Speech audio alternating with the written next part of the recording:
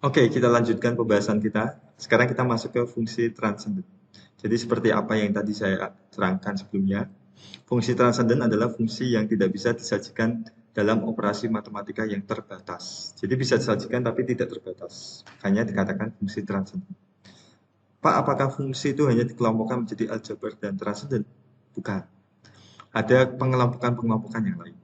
Nanti sedikit demi sedikit akan saya perkenalkan di pembahasan selanjutnya. Jadi tidak langsung saya terangkan di satu fungsi ini semua jenis-jenis fungsi. Itu nanti akan wasting time.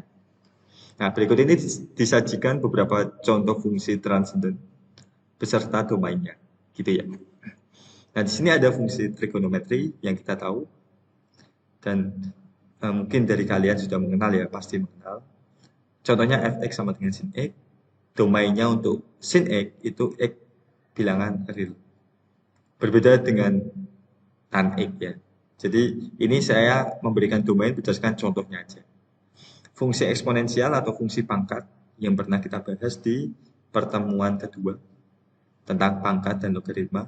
Contohnya ini domainnya semua bilangan real. Fungsi logaritma atau fungsi dari kebalikan pangkat. Logaritma itu kebalikan pangkat atau inverse pangkat. Nah, domainnya apa? Domainnya itu x harus positif, lebih dari 0. Kalau akar itu masih boleh 0, ya kan?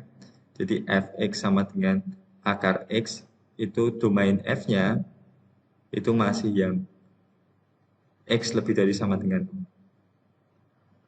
Kalau yang fungsi logaritma itu harus lebih dari 0. Nggak boleh ada sama dengannya. Jadi nggak boleh nilai 0 masuk. Kalau fungsi kebalikan trigonometri atau inverse trigonometri, nama lainnya siklometri. Kalau kalian nanti ketemu nama lainnya, nama siklometri berarti itu inverse trigonometri. Contohnya ini inverse sin x atau bacanya arcus sin x. Jadi fx sama dengan sin inverse x gini. Inverse sin x gitu kan. Itu bisa juga dibaca arcus sin x. Jadi kalau kalian nanti di internet nemu bilangan yang dikatakan arcus sin x berarti itu fungsi inverse trigonometri. Atau ada juga yang nulis A sin X gitu. Ada ya, A sin X. Oke, kalau fungsi inverse trigonometri domainnya antara min 1 dan 1. Min 1 dan 1. Fungsi hiperbolik itu merupakan fungsi cenderung memiliki bentuk hiperbola, hanya saja memiliki sifat-sifat trigonometri.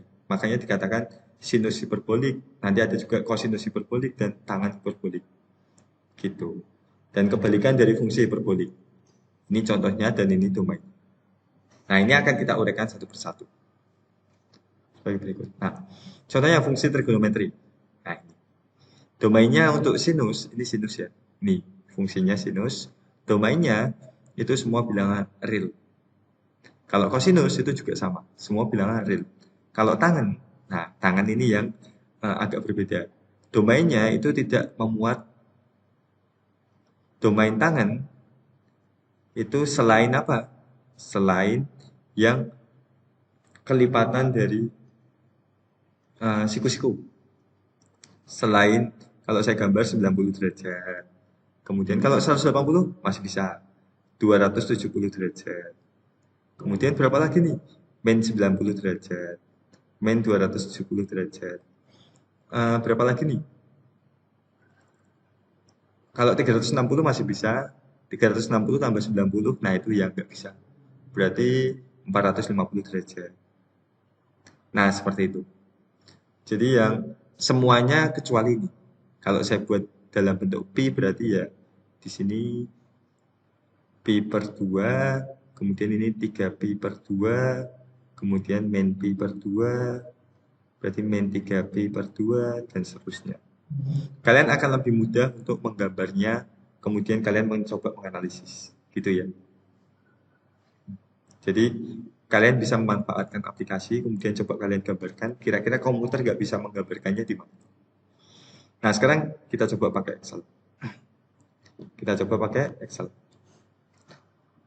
Di sini yang bilangan ini udah saya hapus, saya tutup aja. Oh, ini ada domain-domainnya, ini saya hapus. Oke. Nah, sinus itu semua bilangan real. Real. Kosinus real. Tangen itu tertentu karena beda-beda ya. Jadi saya buat kayak gitu aja. Rumusnya apa? Sama dengan sin kurung langsung ini aja. Aduh, salah. X-nya yang bawah ya. Bukan A3 tapi yang A4. Oke, kosinus sama dengan cos A4 juga. Tangen sama dengan tan A4. Jadi rumusnya sin cos tan kayak gitu. Sin A4, cos A4, tan A4. Copy, dipastekan aja. Copy paste. Nah, nanti akan hasilnya sebagai berikut. Coba di drag semua. Habis itu di insert scatter. Muncul nggak gambarnya? Nah, gambarnya sebagai berikut. Oke, sepertinya ini nggak terlalu bagus gambarnya. Mungkin perlu dipisah antara sinus dan kosinusnya dulu yang kita gambarkan. Karena tangan itu perbedaannya sangat signifikan. Itu nanti. Nah, ini sinus dan kosinus. Akan terbentuk gelombang sebagai berikut. Nah, kalau tangan berarti bagaimana? Kita gambarkan sendiri aja. Ini, selanjutnya ini. Sebentar. Ini, oke. Kemudian tangan. Kenapa? Ngetik tangan langsung aja. Oh, coba ke atasnya dulu. Klik. Nah, jadi jangan sampai course-nya ke blok ya. Jangan sampai. Nah, ini akan menghasilkan grafik sebagai berikut. Nah, ada yang P enggak? P itu berarti berapa? 1,57. Oh, enggak ada ya. Kebetulan enggak ada P ya. 1,57 enggak ada ya. Nah, berarti udah. Kalau saya gambar yang apa namanya? P per 2 gitu ya. Berarti ini akan error. Harusnya error. Kalau tangan harusnya error ya. Ini mungkin pendekatannya itu. Oke, grafiknya sebagai berikut. Nanti akan kalian dapatkan grafiknya kayak gini. Ini karena saya gambarnya pakai aplikasi lain. Nah, selanjutnya eksponensial dan logaritma. Eksponensial itu semua bilangan real, itu bisa menjadi domainnya, jadi bahannya. Tapi kalau logaritma itu hanya yang dilogaritmakan positif. Jadi misalkan gx sama dengan 2 log x min 1, berarti syaratnya apa? Yang bisa masuk domain itu x min 1 harus lebih dari 0. Artinya x-nya harus lebih dari 1. Seperti itu. Itu kalau logaritma. Kalau logaritma ya. Nah, eksponensial semuanya bisa masuk. Semuanya bisa masuk. Coba kita kita praktekkan sini. Berarti sama dengan di sini saya milih A-nya berapa nih? A-nya itu yang dipangkatkan. Saya pilih 2 ya. Sini juga saya pilih 2. Berarti sama dengan 2 pangkat min 2. Oke. Langsung aja ini real. Kalau 2 log x berarti domainnya x lebih dari 0. Saya gambarkan x lebih dari 0 ini domain. Nah, ini sama dengan logaritma kurung numbernya berapa bilangannya? 2. Basisnya berapa? Numbernya bilangan min 2 ya. Basisnya 2. Basisnya itu yang jadi pangkat ini. Pangkat di atasnya. Oke, error. Kenapa? Karena di sini 2 log x itu x-nya harus lebih dari 0. Berarti akan error sampai x-nya lebih dari 0. Nah, ini. Setelah x-nya lebih dari 0 itu enggak error. Nah, sekarang coba kita cek yang eksponensial. Eksponensial saya cek dulu. Nah, insert scatternya di sini hasilnya. Nah, seperti ini. Akan mengalami kenaikan. Kalau logaritma bagaimana nih? Logaritma berarti kita hanya bisa di lebih dari 0. Yang lebih dari 0. Nah, seperti ini. Kalau yang lain kalian gunakan untuk domain itu nanti hasilnya 0. Jadi yang error itu dibaca oleh komputer 0. Nah, nanti grafiknya kayak gini ya, logaritma. Jadi harus sesuai dengan domain yang mau dimasukkan. Oke. Domainnya begitu ya. Semakin banyak semakin bagus titiknya, titik X. Nah, ini inverse trigonometry. Inverse trigonometry di sini untuk A sin X. Domainnya antara min 1 sampai 1. Ini A cos X. Itu juga min 1 sampai 1. Min 1 sampai 1. Kalau tan X itu malah semuanya. Semuanya bisa masuk. Nah, di sini saya coba praktekkan. Kenapa ini? Oke. Di sini kalau rumus Excel untuk inverse trigonometry itu rumusnya A sin gitu ya. Ini ada nih. Menghasilkan arcsin dari bilangan radian. Ya. Dalam radian gitu. Arcsin ini. Oke, saya masukkan. Error. Kenapa? Karena min 1 sampai 1 hanya min 1. Arcus cos. Itu juga harusnya error. Arcus tan. Itu pasti nggak error. Ada nilainya. Oke. Nah, ini ketika saya turunkan ke bawah. Oke, coba lihat. Sin tuh ada nilai berapa? Sin tuh punya nilai hanya di min 1 sampai 1. Nah, ini kan. Min 1 sampai 1 aja. Begitu pula cos. Lebih dari itu atau kurang dari itu pasti komputer nggak bisa baca. Jadi kalau saya gambarkan ini min 1 sampai 1, kemudian saya coba gambar sini. Nah, ini sin dan cos.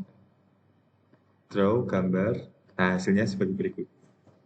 Ini sin dan cos grafiknya. Seri 1 dan seri 2. Kalau tan berarti semuanya itu gambar. Ini oke. Kemudian saya taruh tes.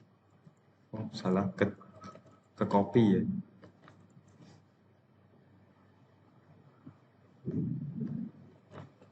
Nah, kalau tan bisa semuanya. Nanti akan muncul tan. Tan sebagai berikut. Oke, ini tan. Arkestan. Oke. Selanjutnya apa? Selanjutnya saya menjelaskan tentang grafik fungsi hiperbolik. Nah, grafik fungsi hiperbolik itu berarti fungsi yang sifatnya kayak sin konstan.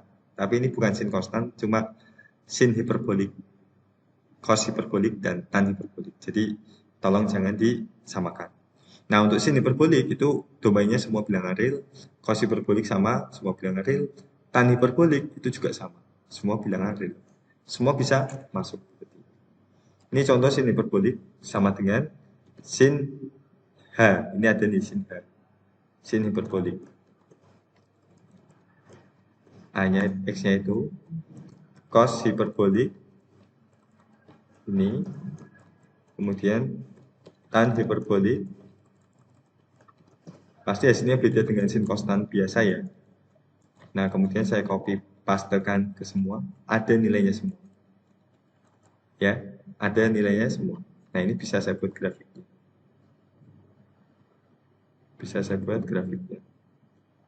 Ini klik, kemudian di drag. Oh, salah ini. Pertama, klik dulu X, kemudian drag ke bawah, Selanjutnya ke sin X, kemudian ke cos X, tan X ke bawah. Insert, kemudian scatter. Nah, ini coba kalian lihat. Ini akan muncul grafik sin hiperbolik X yang warna biru, cos hiperbolik X yang warna orange, dan tan hiperbolik X yang warna gray. Nah, seperti ini. Ini karena agak saya modifikasi jadi kelihatannya yang tan ini lengkungannya bagus. Kalau yang di Excel kan murni, nggak saya padatkan skalanya. Oke, jadi kita tahu. Begitu pula untuk yang inverse hiperbolik. Untuk inverse sin hiperbolik X itu semua domain, semua bilangan real. Beda dengan inverse cos hiperbolik X. Itu hanya lebih dari sama dengan 1. Lebih dari sama dengan 1. Inverse tan hiperbolik X antara min 1 dan 1. Ini inverse hiperbolik X. Bagaimana nih? Sama dengan A sin hiperbolik X. Sama dengan A cos hiperbolik X. Sama dengan A tan hiperbolik X. Oke. Ini belum saya tulis ya tadi, maaf. Kalau sin hiperbolik X berarti X-nya antara min 1 sampai 1. Kan gitu ya. Min 1, 1. Begitu pula cos hiperbolik X sama tan hiperbolik X, semua bilangan real. Kalau, inverse sin, inverse cos, inverse tan. Ya, inverse. Kalau hiperbolik, itu real semua. Nah, kalau sin hiperbolik itu real. Cos hiperbolik itu X lebih dari sama dengan 1. Kalau tan, itu antara min 1 dan ada sama dengannya nggak? Oh, nggak ada. Berarti antara min 1 dan 1. Nah, itu. Udah, saya copy pastekan. Pasti Excel akan sesuai. Nah, itu. Coba lihat. Inverse cos hiperbolik itu lebih dari, mulai dari 1 ya. Kalau tan, antara min 1 sampai 1. Kalau 1 itu nggak bisa. Karena antara. Ya, grafiknya berarti cara membuatnya itu satu persatu. Sin dulu bisa dari sin, kemudian kita gambarkan. Nah, ini grafik sin. Nah, ini grafiknya. Kalau cos berarti gambarnya mulai dari 1 ini. Insert, kemudian scatter. Nah, ini cos.